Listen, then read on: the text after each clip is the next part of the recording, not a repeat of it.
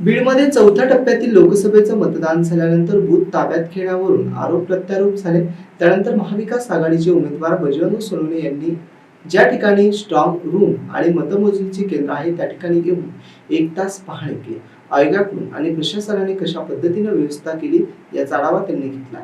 यावेळी त्यांनी strong room मतमोजणी केंद्राच्या ठिकाणी असलेली व्यवस्था पाहून समाधान व्यक्त केलं।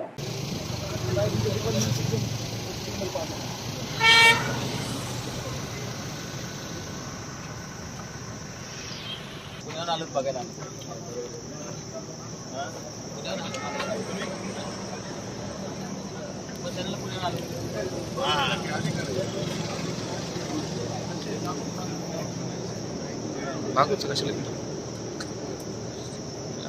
आणि जे आहे ते स्ट्रॉंग रूमच्या लाईट बंद पडल्या, त्याच्यानंतर अनेक तक्रारी आल्या. इथं काय नेमकं घडलं, कशामुळं भेट दिली?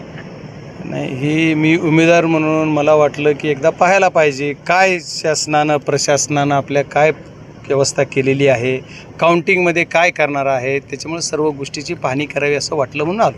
काही आक्षेपार्ह दिसलं तुम्हाला इथं काही? नाही, आता इथं जे आहे त्याच्यात आक्षेपार्ह काही हे नाही आहे. इथं यायच्या अगोदरचा काय विषय असेल तो वेगळा, इथं आल्यानंतर काही आक्षेपार्ह नाही. आता मी जेवढं सगळं बघितलं तेवढं कुठलाही काही व्यवस्थित आहे. अनेक ठिकाणच्या अधिकाऱ्यांच्या क्लिप देखील, बूथ एजंटच्या क्लिप देखील व्हायरल होत आहेत की कशा पद्धतीने मतदान केलं गेलं, काय केलं गेलं अधिकाऱ्यांच्या